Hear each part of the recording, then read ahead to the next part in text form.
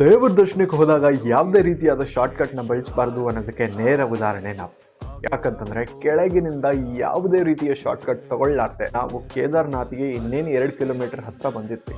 ಅಲ್ಲಿ ನಾವು ಮಾಡಿರೋ ಒಂದು ತಪ್ಪು ಏನು ಅಂತಂದ್ರೆ ಅಲ್ಲಿ ಉಸಿರುಗಟ್ತಾ ಇತ್ತು, ಆಕ್ಸಿಜನ್ ಲೆವೆಲ್ ತುಂಬಾನೇ ಕಮ್ಮಿ ಆಗಿತ್ತು. ನೀವೇನಾದ್ರೂ ಕೇದಾರ್ನಾಥ್ಗೆ ಹೋಗ್ತಾ ಇದ್ರೆ ಶಾರ್ಟ್ಕಟ್ ಹತ್ತದ ಉಪಯೋಗ ಮಾಡಬೇಡಿ.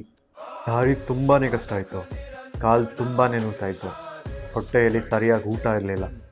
ಆದರೂ ಶಿವಪ್ಪನ ನೋಡಬೇಕು ಅನ್ನೋ ಆ ಛಲ ಮನಸ್ಸಲ್ಲಾಗಲಿ ತಲೆಯಲ್ಲಾಗಲಿ ಫಿಕ್ಸ್ ಆಗಿಬಿಟ್ಟಿತ್ತು.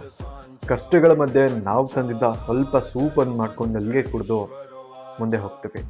It was a one standard reason ನಾವು ಯಾತಕ್ಕೆ ಶಾರ್ಟ್ಕಟ್ ತೊಗೊಂಡ್ವಿ ಅಂತ. Because it was around 6 may be.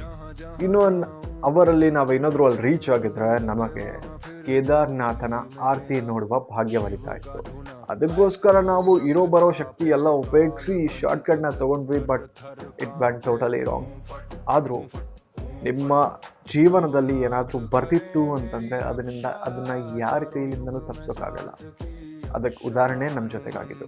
ಯಾಕಂತಂದ್ರೆ ಎಕ್ಸಾಕ್ಟ್ಲಿ ನಾವು ಕೇದಾರ್ನಾಥ್ ಟೆಂಪಲ್ ರೀಚ್ ಆಗಿದ್ದ ಕ್ಷಣನೇ ನಮಗೆ ಆರತಿ ನೋಡಲಿ ಸಿಕ್ತು. ಎಕ್ಸ್ಪೆಕ್ಟೇ ಮಾಡಿರಲಿಲ್ಲ ಆರತಿ ನಾವು ನೋಡಬಹುದು ಅಂತ. ಯಾಕಂತಂದರೆ ಇಟ್ ವಾಸ್ ಟೂ ಲೇಟ್. ಬಾಬಾನ ಆಶೀರ್ವಾದದಿಂದ ನಾವು ಆರತಿ ನೋಡ್ತೀವಿ. We where the last person at that day. So ನೀವು ಇಲ್ಲಿವರೆಗೂ ನೋಡಿರೋದು ಕೇದಾರ್ನಾಥ್ನ ಫಸ್ಟ್ ಡೇ ಮಾತ್ರ. ಅವತ್ತಿನ ರಾತ್ರಿ ನಮ್ಮ ಟೆಂಟ್ ಹಸಿ ಆಗಿರೋ ಕಾರಣಕ್ಕೆ ನಾವು ಒಂದು ರೂಮನ್ನು ತಗೊತೀವಿ. ಆ ರೂಮ್ ತಗೊಂಡಿದ್ದು ನಮ್ಮ ಕೇದಾರ್ನಾಥಲ್ಲೇ ಮಾಡಿರೋ ಅತಿ ದೊಡ್ಡ ಮಿಸ್ಟೇಕ್.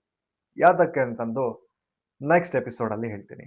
ನೆಕ್ಸ್ಟ್ ಎಪಿಸೋಡ್ ಅಂದರೆ ನಾಳಿನ ವಿಡಿಯೋದಲ್ಲಿ ಹೇಳ್ತೀನಿ. ಅಲ್ಲಿವರೆಗೂ take care, bye, see you tomorrow.